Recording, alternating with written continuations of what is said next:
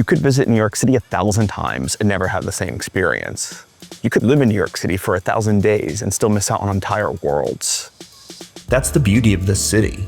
It never stops changing. Every block tells a different story. Every face moves to its own rhythm. You think you know New York, then you turn a corner and it rewrites itself.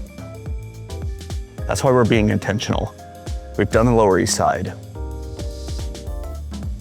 We've done the West Village. We've done Long Island City. And today, we're plunking ourselves in Williamsburg. Williamsburg wakes up different. Cop and Mug Coffee feels like the heartbeat of the neighborhood. It's local, relaxed, and always busy in the best way. They have fun here too, playing with flavors you don't often see. It's the kind of place that reminds you a good coffee shop doesn't need to reinvent the wheel, just make it turn smoother. Next stop is Rule of Thirds. The morning light cuts through this warehouse like a photograph. Everything here feels intentional. It's Japanese precision with Brooklyn pulse. We came for brunch and left changed. A Wagyu cheeseburger that ruins all others. A rum-based espresso martini kissed with chai spice. And a Japanese pancake so soft it almost disappears to the touch. Every bite feels composed, with flavor, texture, and precision. This is what happens when balance becomes instinct, when restraint becomes art. This place epitomizes Williamsburg.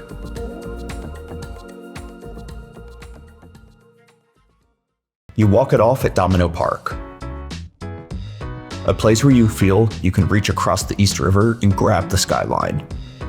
This used to be all industrial. The old sugar refinery still stands, a reminder that Brooklyn never stops changing, just finds new ways to create. The afternoon begins at Grimm Artisan Ales, a pulse you can feel before the first sip. The space buzzes with creativity, a little wild, but deeply intentional.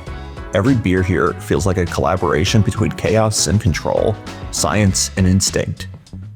You don't just drink it, you experience it. A few blocks away, the energy softens at Talea Beer Co. It's bright, modern, and full of light. Beer brewed by women who carved out space in an industry that's long been dominated by men. Their beers are fruit-forward, aromatic, and quietly confident. Brewed with curiosity, not ego. It's the kind of place that makes you slow down, rethinking what craft can be. You sip, you breathe, and the city feels still for a moment. Williamsburg used to be a huge industrial hub. Working class grit, factories, warehouses. Now those same buildings house coffee shops, record stores, industrial condos.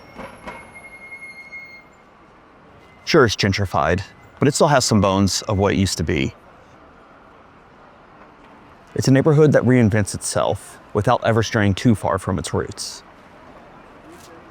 Capital of cool? Maybe, but it's the mashup of cultures and collectives and ideas that really make this neighborhood work. By late afternoon, the day drifts toward Pinkerton Wine Bar. Warm wood, soft light, conversation that hums instead of shouts. A bottle opens and the tempo changes. It's not about being seen here. It's about sinking in, taking your time, and noticing how sunlight filters through a half-empty glass.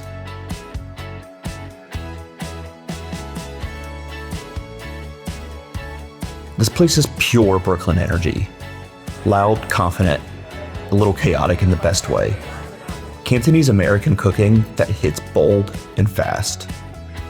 We had their version of a McRib sandwich in the Cacio e Pepe, Maine. Every bite hits memory and invention at once. It's comfort food that knows its roots but refuses to play it safe.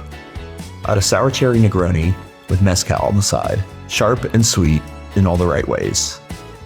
You leave a little louder, a little happier, and ready for whatever comes next.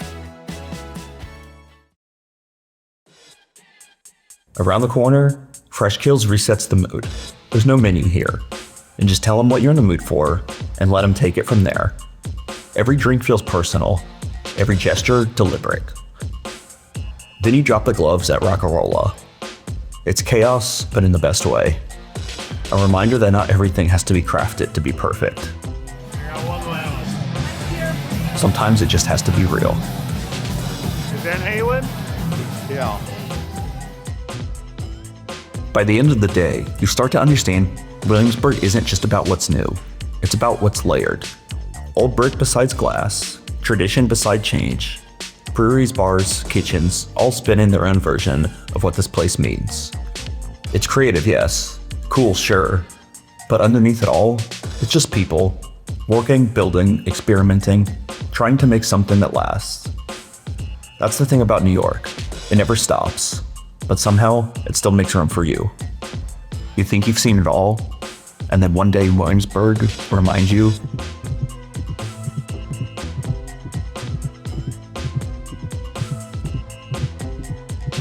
you've barely scratched the surface.